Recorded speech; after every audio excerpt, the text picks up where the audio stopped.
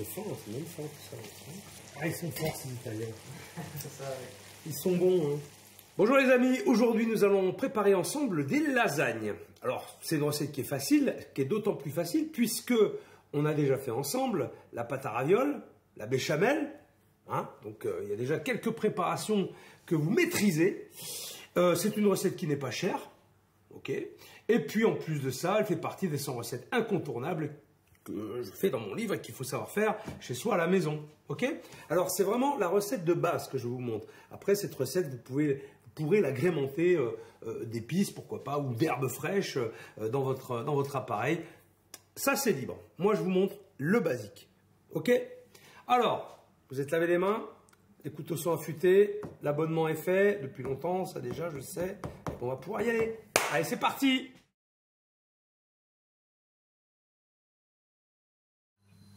Bien sûr, tous les ingrédients et les proportions sont dans le descriptif. Hein. N'hésitez pas à le consulter. Alors déjà, je vais enlever le pédoncule de mes tomates. Ça, c'est pour les préparer et monder mes tomates derrière, c'est-à-dire enlever la peau. Là, je fais une petite incision sur la tomate pour que la peau se décolle plus facilement. Alors, j'ai pris des cœurs de bœuf. Hein. C'est des tomates qui sont charnues, qui sont goûteuses. J'aime beaucoup ces tomates. Là, je prépare une glaçante pour refroidir de manière instantanée et arrêter la cuisson une fois que les tomates seront sorties de l'eau bouillante. Alors, l'eau bout, et je vais plonger mes tomates pour enlever la peau pendant à peu près 30 secondes. Ça va très très vite, très très vite. Hein. Dès qu'on voit que la peau elle se décolle un petit peu là, au niveau où on a fait l'incision, ben voilà, on les retire. Mais ça dure à peine 30 secondes. Et surtout, il faut arrêter la cuisson en les plongeant dans l'eau glacée. De préférence, on enlève la peau parce que la peau, c'est pas agréable à manger. Hein, puis ça se fout entre les dents. En plus, c'est chiant. Donc voilà, dans l'eau très froide. Ensuite, je vais enlever donc la peau des tomates. Vous allez voir, c'est très facile quand c'est bien fait, bien sûr. Hein. La peau se décolle toute seule, avec un couteau d'office, bien sûr.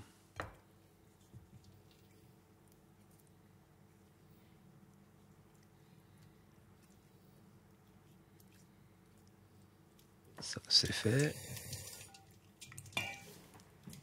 Ensuite, je vais préparer les oignons. Alors, il y aura un oignon pour la compotée de tomates. Il y aura un oignon pour la viande. Donc là, voilà, je l'épluche. Bon, j'ai toujours pas trouvé d'astuce pour éviter de pleurer quand on épluche ces oignons et quand on les coupe, si ce n'est que de le faire faire par quelqu'un d'autre. Mais ça, je vous l'avais déjà dit, me semble-t-il.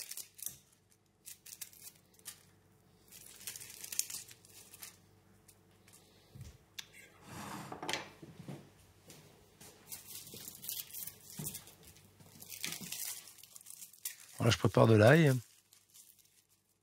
Voilà, je l'écrase comme ça avec la main, c'est plus facile à éplucher. Et je récupère les gousses d'ail.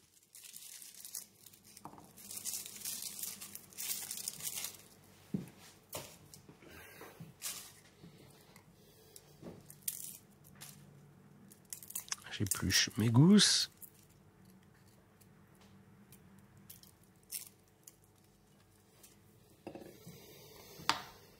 Alors, je vais enlever le germe de l'ail. Ça amène de l'amertume.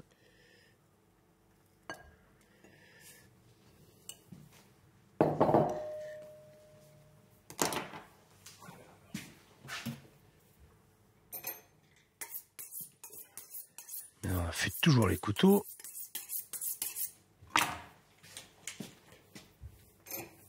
Et là, je vais émincer le premier oignon. Alors, c'est l'oignon qui servira à faire la compotée de tomates. Donc là, on peut le couper comme ça, de manière très simple. Ça va cuire pendant un moment avec l'oignon. Il sera confit et il se mélangera parfaitement avec la compotée d'oignon. Et l'autre, je vais le ciseler. C'est pour la préparation avec la viande, pour la bolognaise. Ça, vous voyez deux techniques de coupe.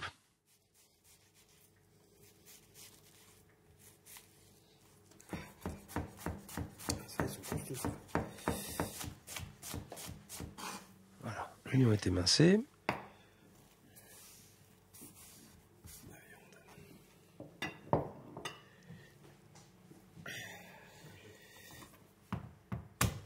J'écrase l'ail avec le plat du couteau et je le concasse grossièrement pour la concassée de tomate.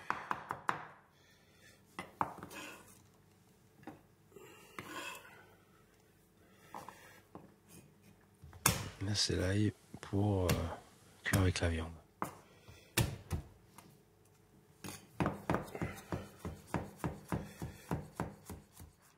Voilà, je le coupe un petit peu plus fin.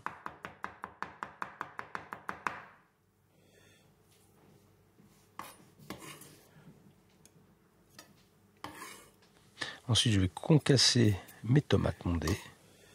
Voilà, je coupe des gros morceaux, grossièrement.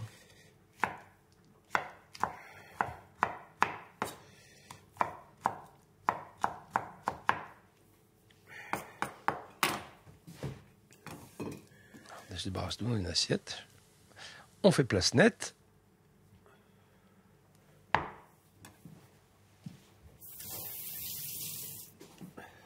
Et ensuite, je prends un sautoir pour démarrer la concassée. Alors, je vais mettre 3 belles cuillerées d'huile d'olive.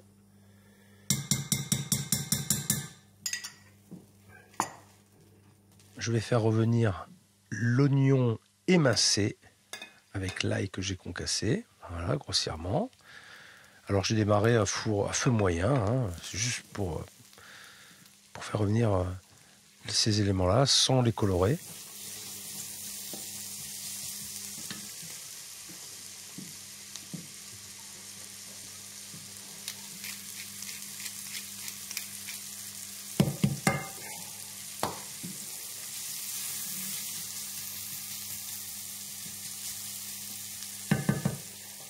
Voilà, donc il n'y a pas de coloration, hein.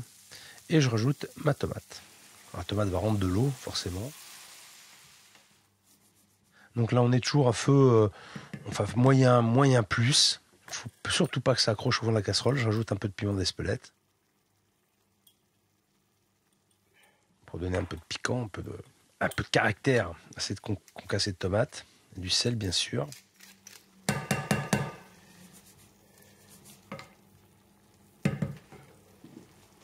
Je vais rajouter un petit peu de thym. Et je vais laisser compoter à feu moyen.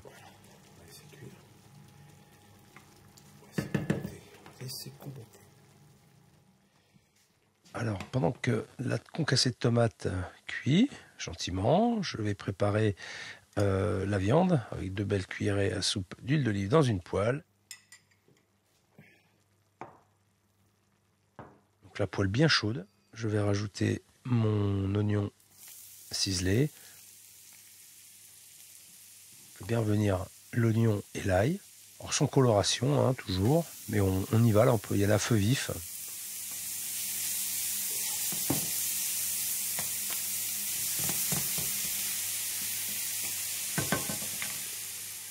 Je vais rajouter ma viande, mon haché de viande de bœuf. Alors c'est un haché, on va dire, ordinaire, hein, assez simple, et puis il y a toujours une histoire de prix, donc...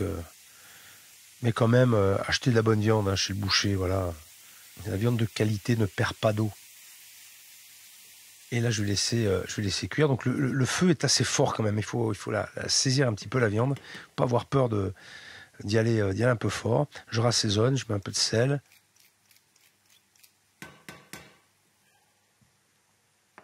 Et toujours un petit peu de piment d'Espelette pour corser le tout.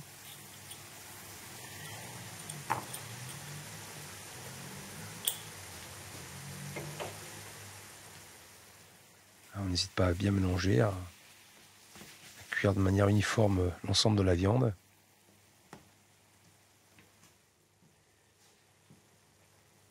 Voilà, je vais rajouter du fond de veau.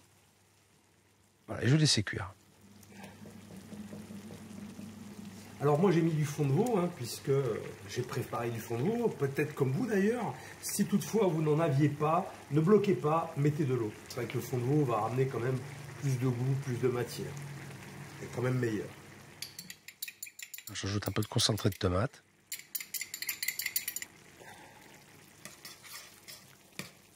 Donc là je vais laisser cuire jusqu'à réduction, hein. Bien réduire, le fond de veau va envelopper les morceaux de viande. Ça va donner de l'onctuosité et de la gourmandise. Alors maintenant, je vais étaler ma pâte, mais avant de commencer, je vais préchauffer mon four à 200 degrés.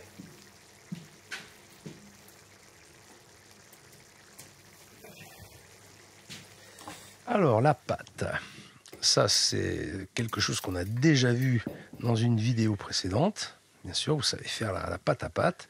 Alors là, je vais l'étaler. Je la tapote un petit peu, voilà. Je vais la baisser déjà pour la préparer afin qu'elle puisse aller dans le laminoir.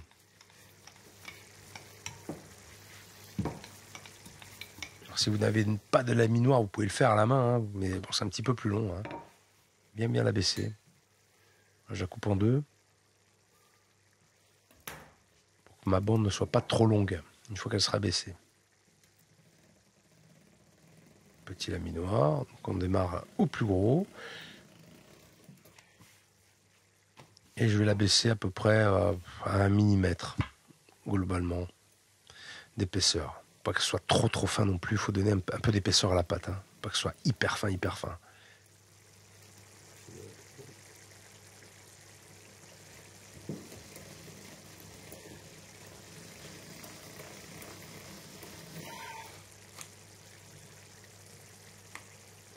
Voilà, je répète l'opération avec la deuxième moitié. Alors là, j'enlève le thym, ma concassée donc a bien réduit, hein. Elle est assez ferme, hein. Il n'y a plus d'eau pratiquement. C'est fin, c'est même fin tout ça. Les odeurs sont... Hein? Les lasagnes, c'est toujours. Ah, ils sont forts ces Italiens. Ça, ouais. Ils sont bons. Hein. Là aussi, ma viande, le jus de veau a bien réduit. Donc je vais rajouter la viande à ma compotée de tomates qui a aussi bien réduit. Donc on a plus cette eau de végétation, elle est assez compacte, hein. C'est important, hein. Il faut que l'eau est bien réduite. Hein. Il faut avoir quelque chose de consistant. Alors, on peut voir la texture, voilà, c'est bien onctueux.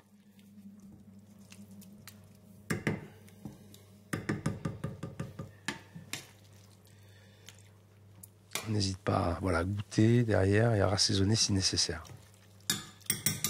Ça a l'air d'être bon. Perfecto. C'est bien ce que je disais. Allez, on est bien. C'est bon. On est très bien. Alors là, je vais prendre un plat à lasagne. Je vais le badigeonner copieusement d'huile d'olive. Voilà, sans modération.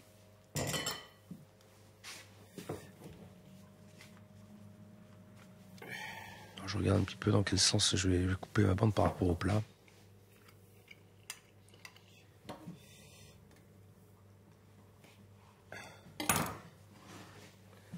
Pile poil. Là, je vais rajouter la béchamel. Et la béchamel aussi, on a déjà vu la recette dans une vidéo précédente.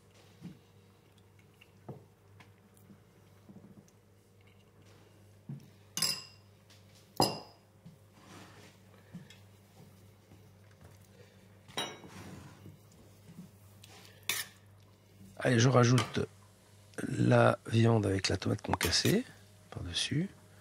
Alors, je fais un montage à chaud, mais vous pouvez, si vous le souhaitez, avoir préparé la viande, elle aurait pu être au frigo, et puis faire un montage à froid aussi. Hein.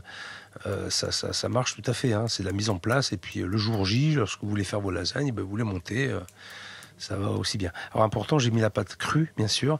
Alors c'est avec une pâte qu'on a préparée. Maintenant, si vous n'avez pas de pâte fraîche, vous pouvez faire ça avec de la pâte sèche aussi, hein, des plaques de pâte séchée. Vous pouvez acheter directement. Ça marche aussi, mais c'est sûr que c'est meilleur quand on fait soi-même sa pâte.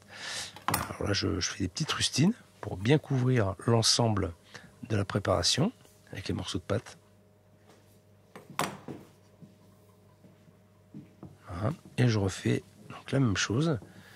Je vais remettre une petite couche de béchamel assez fine, juste pour voilà.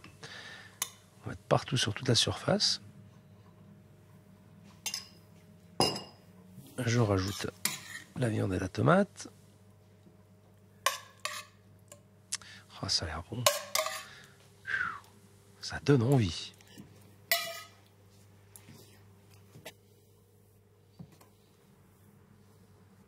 Et je termine avec une autre couche de pâte, ce sera la dernière par-dessus. Voilà. Très bien. Et je termine la préparation avec une fine couche de béchamel. Attention, on est arrivé presque au bout.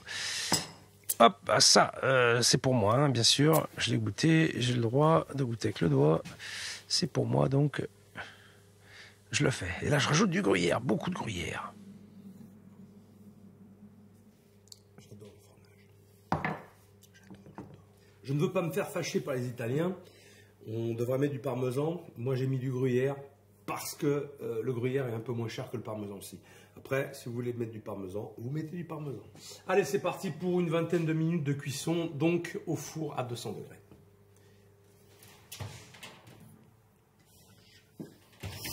Et parti. Yes. On va se régaler. On va se régaler. Chouchou. C'est trop chou.